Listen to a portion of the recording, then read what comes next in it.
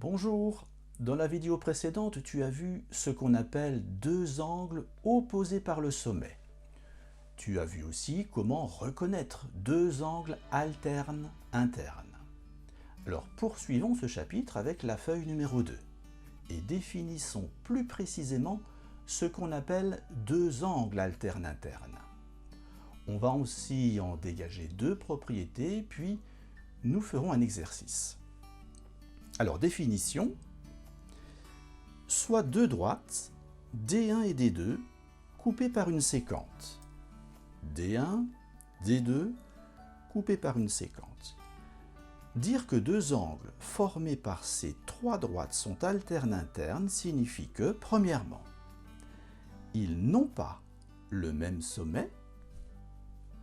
Deuxièmement, ils sont à l'intérieur de la bande délimitée par les deux droites D1 et D2. Et troisièmement, ils sont de part et d'autre de la séquente. Alors, remarque, deux droites et une séquente déterminent deux couples d'angles alternes internes. Ainsi, sur la figure précédente, donc la feuille avant, on peut trouver deux autres angles alternes internes. Alors, c'est ce qu'on va faire maintenant. On va dessiner deux autres angles alternes internes. Alors d'abord, on va colorier cette fameuse bande qui délimite, ici délimitée par ces deux droites D1 et D2.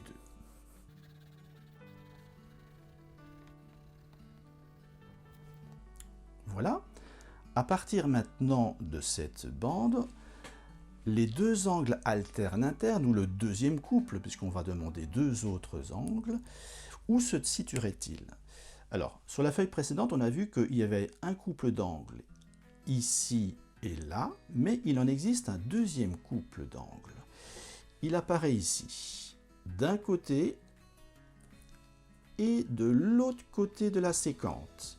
Voilà les deux autres angles alternes internes que je peux faire apparaître sur ce dessin. Les conséquences en sont maintenant deux propriétés qu'on va développer maintenant. Alors, petit a, angle formé par deux parallèles et une séquente. Alors, j'ai ici deux droites parallèles et une séquente. Question, que deviennent les deux angles indiqués ici, ces deux angles alternes internes?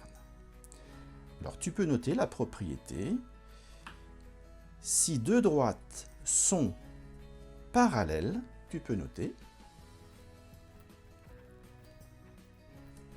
alors les angles alternes internes reposant sur ces droites sont forcément égaux.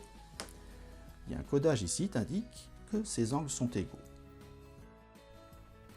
Voilà pour cette première propriété. En résumé, si j'ai des droites parallèles avec une séquente, alors d'après cette propriété, la conclusion, c'est que les deux angles alternes internes sont forcément égaux. Inversement, on va passer à une autre propriété maintenant, reconnaître des droites parallèles.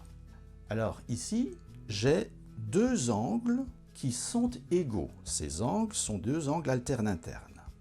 Question, comment sont positionnées les deux droites que tu vois ici? Eh bien, on va compléter la propriété. Si deux angles alternes internes sont égaux, on va noter, alors forcément, les droites sur lesquelles ils reposent sont parallèles. Tu peux noter.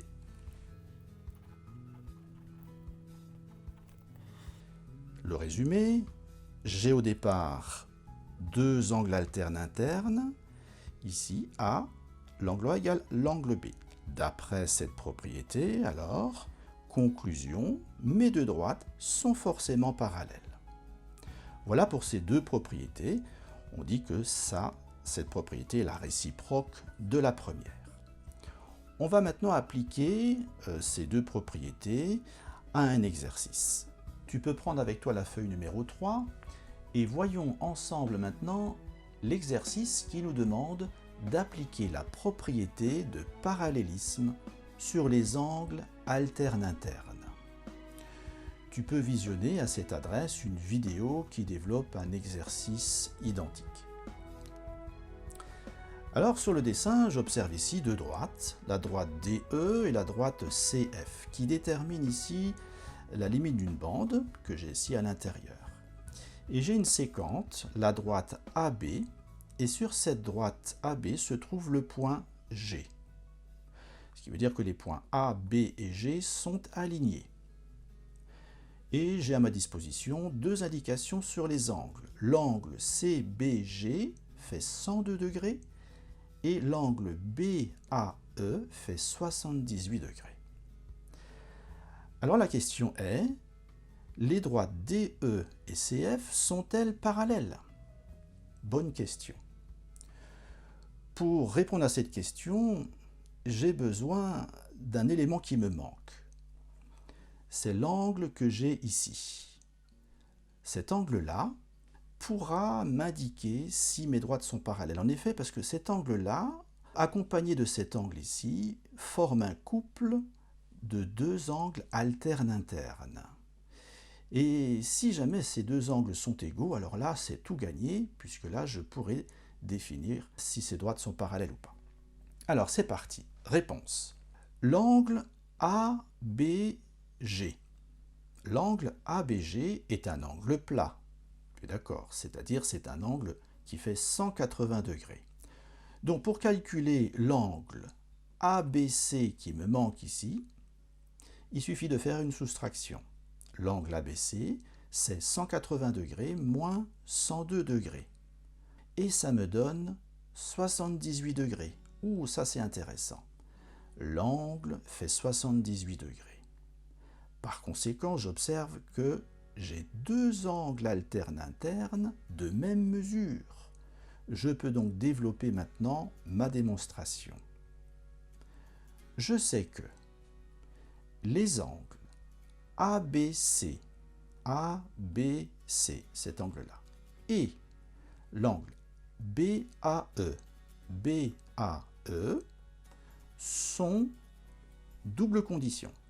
Ils sont en même temps alternes internes et en même temps ils sont égaux, 78 degrés et 78 degrés. Très intéressant. Ça, c'est ce que je sais. Par conséquent, j'utilise maintenant la propriété que je viens de définir avant. Si deux angles alternes internes sont égaux, c'est le cas, alors, conséquence, les droites sur lesquelles ils reposent sont parallèles. Et ça, c'est intéressant puisque je cherche à démontrer si elles le sont ou pas. Eh bien, c'est la propriété qui me le dit. Conclusion, j'en conclus que les droites DE et CF sont parallèles à cause de l'égalité des deux angles alternes internes. Voilà pour le développement de cette deuxième partie qui concernait les angles alternes internes. Alors on a vu jusqu'à présent dans ce chapitre, première partie, les angles opposés par le sommet. En deuxième partie, on a vu les angles alternes internes.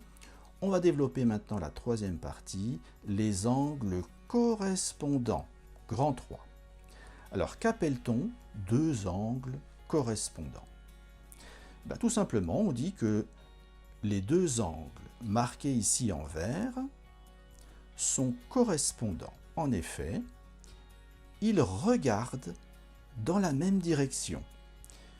Ici, les deux angles, c'est comme si on avait deux yeux, et tu vois, ils regardent en haut à droite, dans la même direction.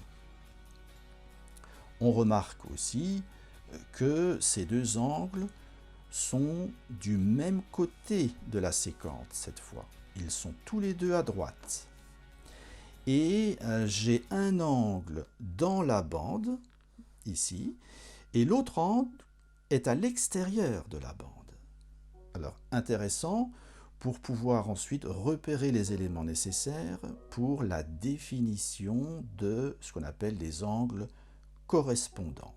Et ça, c'est ce qu'on va voir dans la vidéo suivante.